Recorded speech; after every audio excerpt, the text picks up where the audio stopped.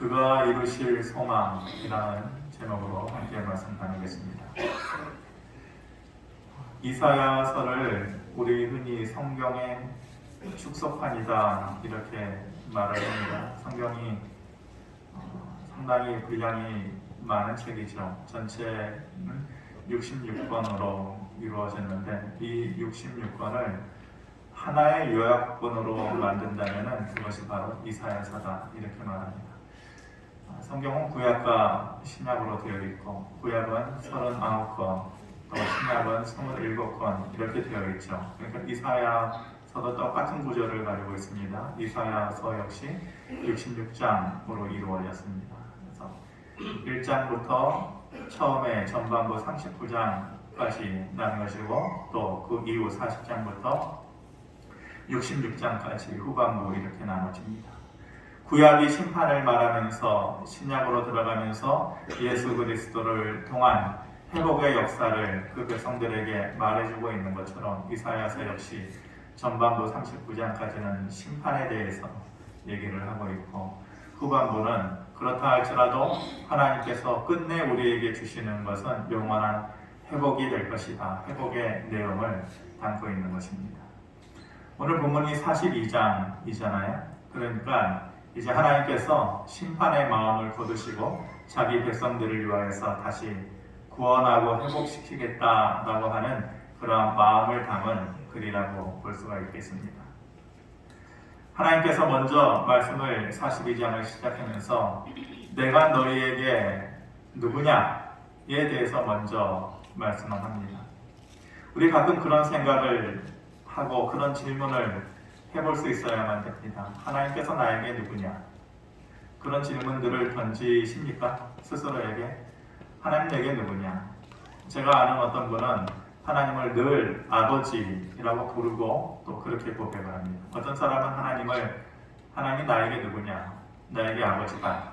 그렇게 생각하는 사람도 있고 하나님은 내 삶의 인도자다. 희망 없으면 내 삶을 구원하시는 구원자다. 이렇게 각자 하나님이 나에게 어떤 관계냐, 나에게 하나님께서 어떤 분이시냐에 대한 질문을 던질 줄 알아야 합니다. 그래야지 하나님과 우리와의 관계를 가끔씩 생각해 볼 수 있고 들여다볼 수 있는 것입니다. 그래서 하나님께서 먼저 42장을 들어가면서 내가 너희에게 누구냐에 대해서 얘기하십니다. 누구라고 말씀하셨냐면 나는 세상을 창조한 자다. 즉 내가 너를 지었다. 너와 나와의 관계에 있어서 내가 너에게 누구냐? 내가 너를 지은 자가 바로 나이다. 그리고 세상의 모든 생명 있는 것들에 대해서 살아갈 힘을 주는 자, 그런 능력을 가진 자가 바로 나다. 너를 포함해서 세상에 생명 있는 모든 것들에게 살아갈 힘을 주는 자, 그런 능력을 가졌기 때문에 내가 너희에게 주는 이 약속, 그것은 절대로 사라지지 않는 것이다. 절대로 깨어지지 않는 것이다. 그렇게 말씀하시면서 세 가지의 약속을 주십니다. 그리고 그것을 이루시겠다. 그 소망을 이루시겠다고 말씀하십니다. 먼저 우리가 알아야 될 것이 여기서 나의 종을 통해서 이 일을 이루시겠다 하는데 여기서 말하는 내가 누구냐? 거기에 대한 생각이 먼저 있어야만 됩니다. 이제 학자들은 흔히 얘기합니다. 여기서의 나의 주체는 본서를 지은 이사야 자신일 수도 있고 또 이스라엘 백성들일 수도 있고 그렇지만은 궁극적으로는 이 나가 예수 그리스도를 뜻하는 것이다.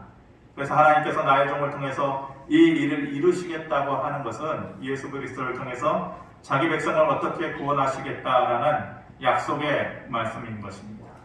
이 말씀은 그때 주셨던 말씀이 아닙니다. 지금까지 계속해서 이어와서 오늘 이 시간에 우리에게 주시는 하나님의 약속인 말씀인 것입니다. 그 약속은 결코 사라지지 않는 것이고 깨지지 않는 것이다.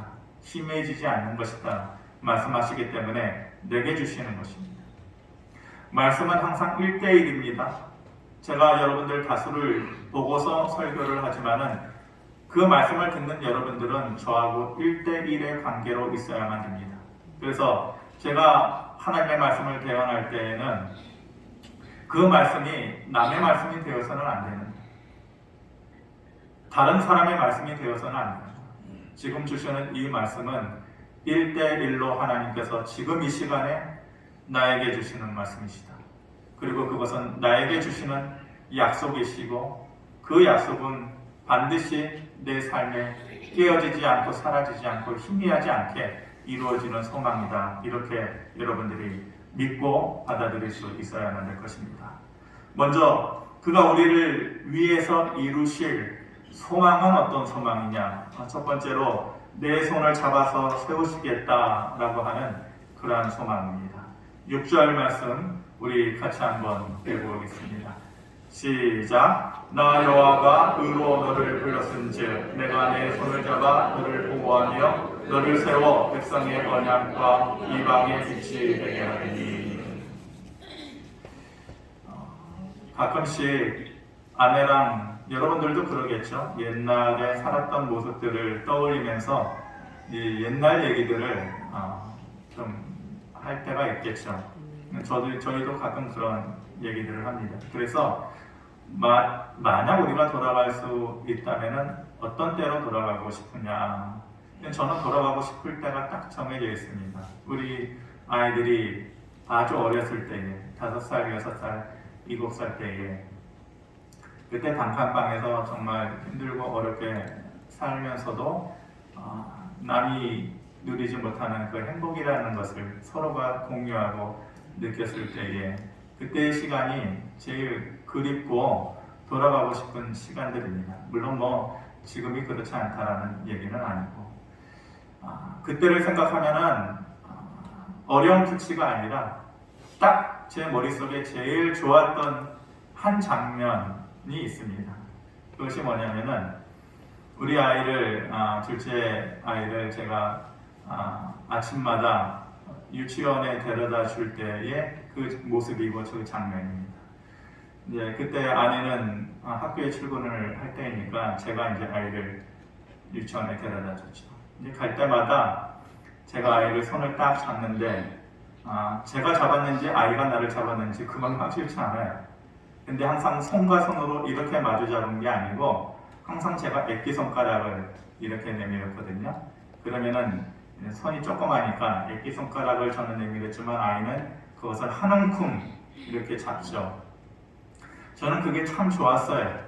손을 잡아주는 게 아니라 내가 잡아주는 게 아니라 이 아이가 내 새끼손가락을 꽉 잡는 것, 놓지 않으려고 꽉 잡는 그 느낌이 참 좋았고 저는 그때의 장면이 가장 돌아가고 싶은 장면이 됩니다. 물론 본인은 어떻게 생각할지 모르겠지만 하나님과 우리와의 관계가 이런 것이 아닙니까? 하나님은 항상 자기 백성을 향해서 기꺼이 손을 내밀어 주시고 또 그것을 붙잡아 주신 분이셨습니다.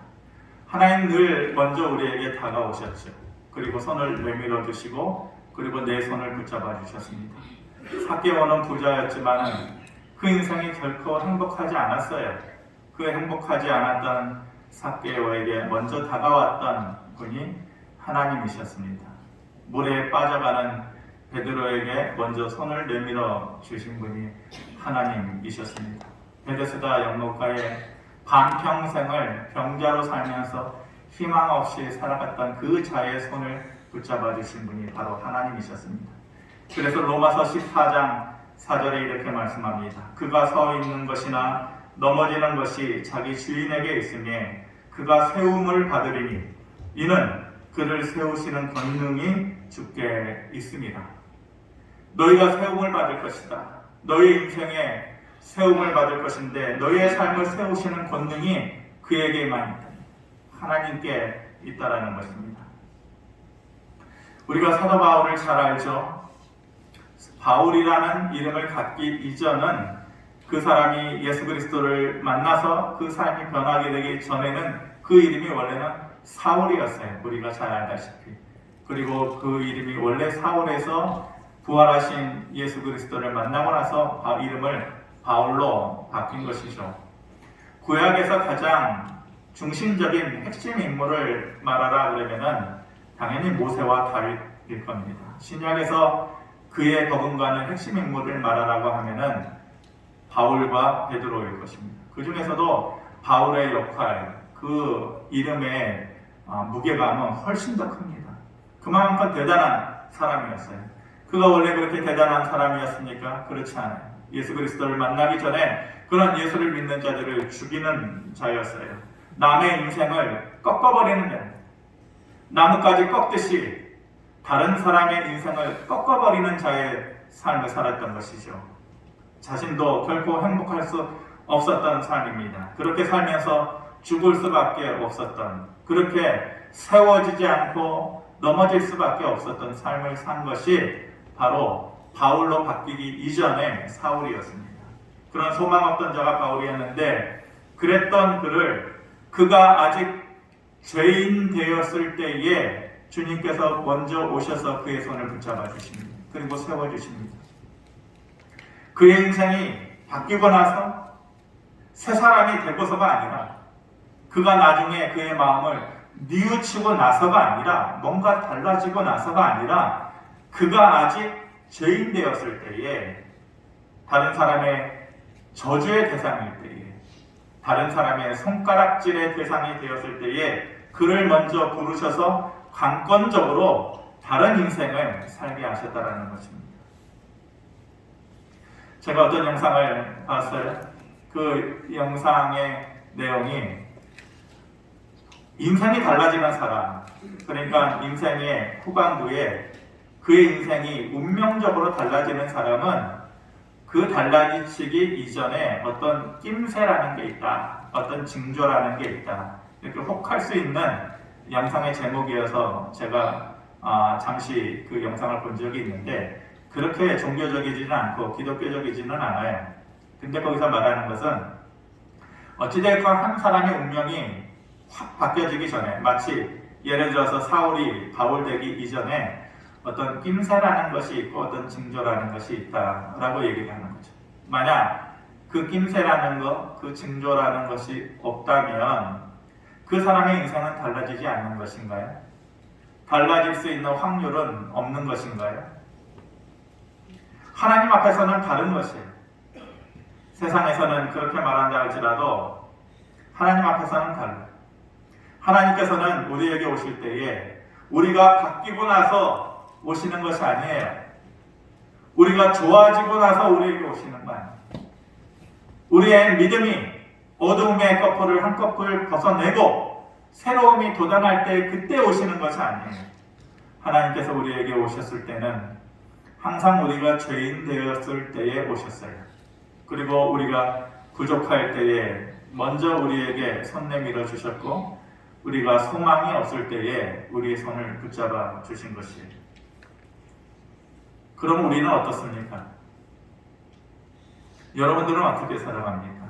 여러분들의 삶은 부족함이 없고 소망으로 넘쳐납니까? 저는 저를 포함해서 그렇게 생각지 않아요. 이 광야 같은 삶을 살아가는 우리가 소망이 없는 삶이지, 부족함으로 넘쳐나는 삶. 그런데 그런 우리가 준비되지 않았을 때에, 그리고 자격이 없을 때에 하나님은 항상 우리에게 먼저 손을 내밀어 주시고, 그리고 우리를 세워주시는 권능을 가지신 하나님께서 우리에게 계시다. 그런 소망을 너에게 내가 주겠다라고 첫 번째로 말씀하시는 것입니다. 두 번째로 그가 내 인생에 이루실 소망의 내용이 무엇이냐? 내가 일어나 희망이 되는 삶이다. 정확하게 얘기하면 내가 먼저 일어나고 다른 사람의 희망이 되는 삶. 7절에 이렇게 얘기합니다. 내가 눈먼 자들의 눈을 밝히며 갇힌 자를 감옥에서 이끌어내며 흑암에 앉은 자를 감방에서 나오게 하리라. 이렇게 말씀합니다. 눈먼 자들의 눈을 밝힌다. 소망이 되는 삶을 살아주는 거죠. 내가 다른 사람에게 그런 삶을 살아준다라는 것. 감옥에 갇힌 자를 이끌어낸다. 다른 사람에게 힘이 되는 삶이 된다는 것이죠. 웬만해서는 누군가의 인생에 이런 삶을 살아준다라는 거 쉬운 일 아닙니다. 굉장히 어려운. 왜 그래요? 요즘을 살아가는 우리 모두 나 혼자 살아가기도 버거운 삶에 다른 사람을 신경 쓸 수도 없고, 그럴 능력도 없고 나만 아는 그러한 여력도 없어요. 나 혼자 서기에도 힘들어요. 남에게 이런 일을 할 수 있는 능력 가진 사람이 얼마나 있겠어요. 베드로가 그런 사람이었죠. 자기 스스로도 못 서는 사람이었어요. 예수님 앞에 섰던 부활하신 주님을 만났을 때의 베드로의 모습은 밤새워 그가 평생을 어부로서 고기를 잡던 사람이지만 예수님 앞에서는 밤새워 고기를 잡아도 한 마리도 낚지 못하는 어부로서는 어쩌면 무능력한 그런 자였죠. 어부로 살았기 때문에 그의 삶의 질이 그 이상의 삶을 살아갈 수 있는 소망이 없는 자였어요. 나중에는 어땠습니까? 예수님 앞에서 다른 사람은 몰라도 나는 끝까지 주님을 배신하지 않겠습니다. 그렇게 섣부르게 맹세했는데 그것마저도 지키지 못하는 배신자의 모습이었어요. 베드로는 원래 그런 사람이에요. 무능한 사람이에요. 소망이 없이 살아가던 삶이었어요. 그리고 배신하는 그런 연약한 자기 자신마저도 못 세우는 그런 삶이었어요. 그런 베드로에게 예수님께서 뭐라고 다가오셔서 말씀해 주셨느냐? 마태복음 4장 19절에 이렇게 말씀하시되 나를 따라오라. 내가 너희를 사람을 낳는 어부가 되게 하리라.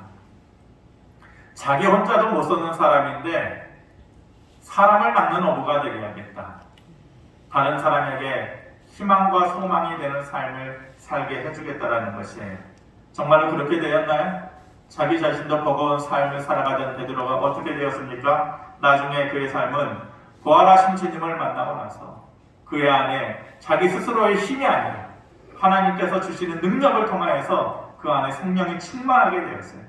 그랬을 때에 그 어부의 평생을 한낱 어부의 삶으로 살았던 그가 설교할 때마다 수천 명의 사람들이 그 앞에 무릎을 꿇고 회심하는 그러한 능력을 보여줬던 것이죠. 가톨릭에서는 마태복음 16장 18절의 근거에서 베드로를 일대 초대 교황으로 그렇게 생각합니다. 베드로가 그 무능력했던 베드로가 그 배신자였던 베드로가 나에게 소망을 준다라는 것은 꿈도 꿀 수 없었던 그 베드로가 처음 일대 교황이 되었던 마태복음 16장 18절에 뭐라고 해요? 너는 베드로라. 너의 이름 위에 내가 교회를 세우리라. 누구도 그 권세를 꺾지 못하는 힘을 내가 너에게 줄 것이다. 천국의 열쇠를 내가 너에게 줄 것이다. 이렇게 말씀하셨잖아요.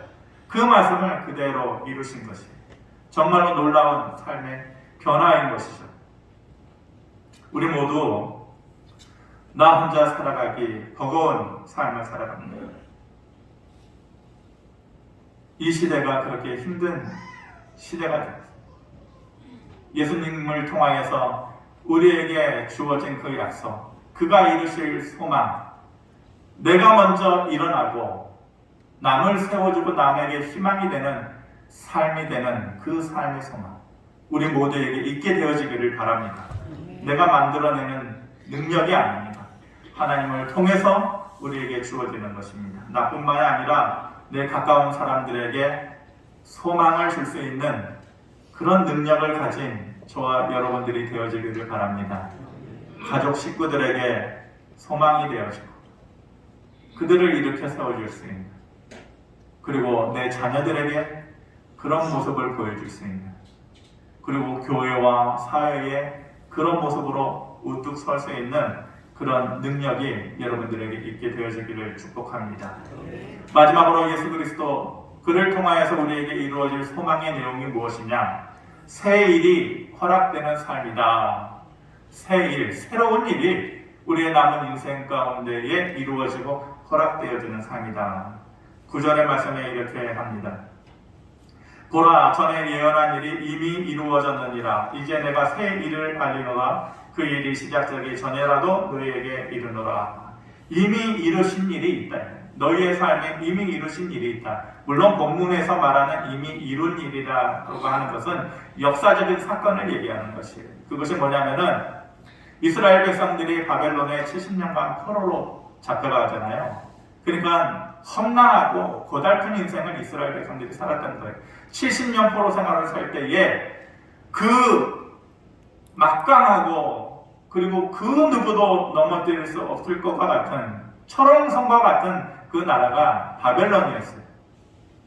성경에 보면 많은 제국이 나와요. 성경은 세상의 역사와 동떨어져 있지 않아요. 마치 성경을 읽을 때에 세상의 역사는 따로 있고 성경의 역사는 따로 있다, 그렇게 생각하고 모르고 있는 사람이 있는데 너무 몰라도 한참 모르는 것이죠. 세상의 역사는 성경의 역사에 녹아있고 성경의 역사는 세상의 역사에 퍼져 있어요. 그렇게 상호 교통되는 역사인 것이죠. 그 역사를 볼 때에 성경 안에 수많은 제국이 나옵니다. 처음에 아수르 제국도 나오고 바벨론 제국도 나오고 바사 제국도 나오고 그리고 그리스를 말하는 헬라 제국도 나오고 그 뒤에 로마 제국도 나오는데, 제 개인적으로 봤을 때 가장 위대한 제국과 가장 위대한 나라는 어디였나? 물론 로마 제국을 얘기하는 사람도 있겠지만은 저는 바벨론 제국이라고 생각합니다. 바벨론 제국이라고 하는 나라, 그 제국은 도저히 그 누구도 쓰러뜨릴 수 없는 나라예요. 그러니까 그 나라의 포로로 잡혀가 있는 이스라엘 백성들에게 자유와 희망, 해방의 날이 있을 것이라는 것은 꿈꾸지 못하는 일이에요.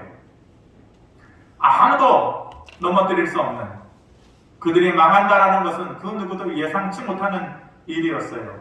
그런데 하나님께서 뭐라고 말씀하십니까?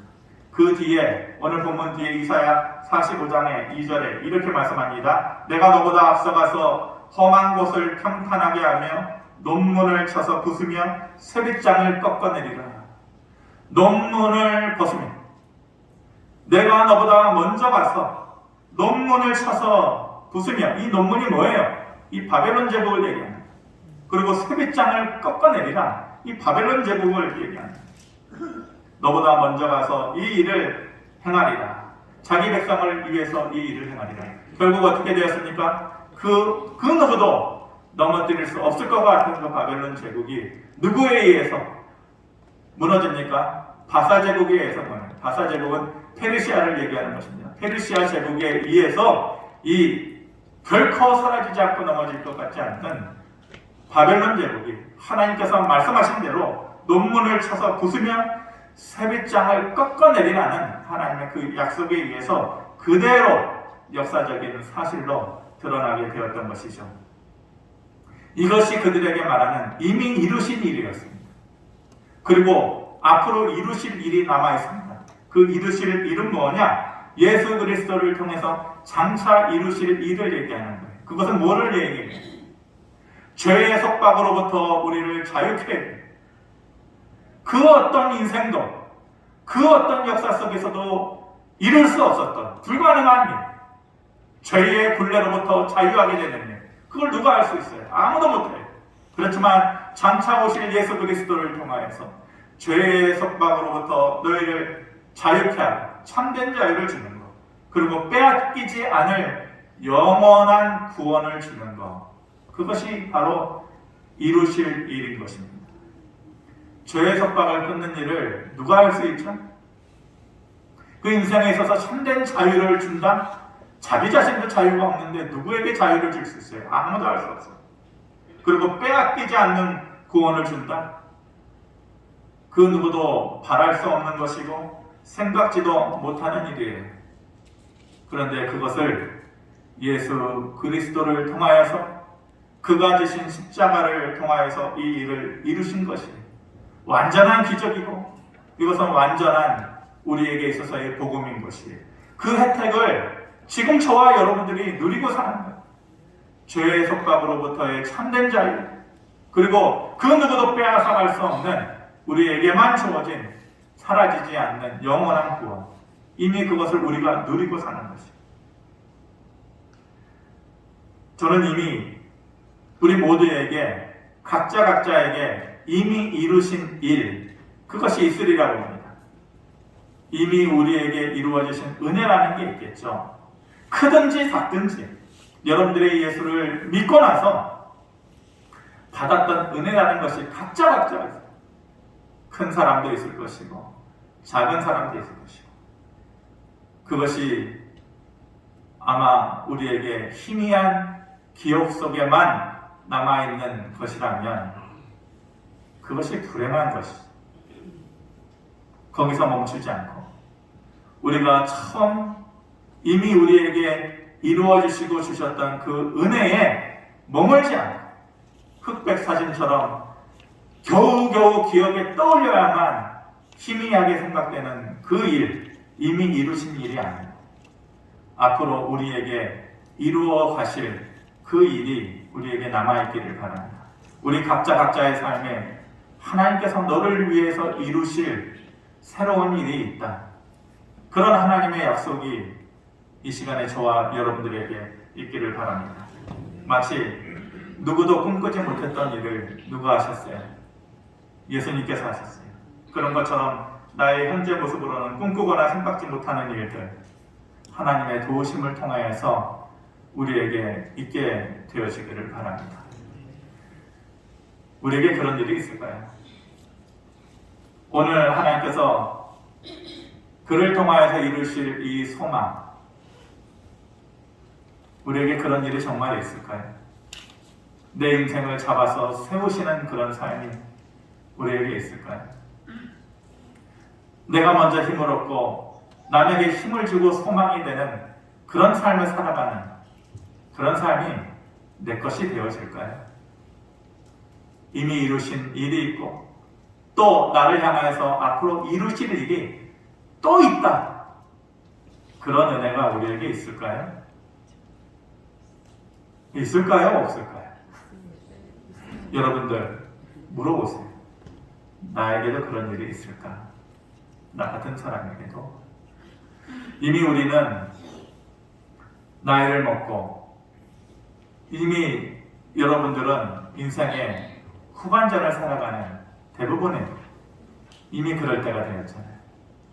나이도 먹고 눈은 점점 흐려져 가고 그리고 손은 쭈글쭈글해지고 키는 점점 작아지고 마치 키가 작아지는 것처럼 우리의 인생도 작아지는 것처럼 느껴지는 그러한 때를 살아가고 있지 않나요? 그런 우리에게 그런 소망이 있을까요?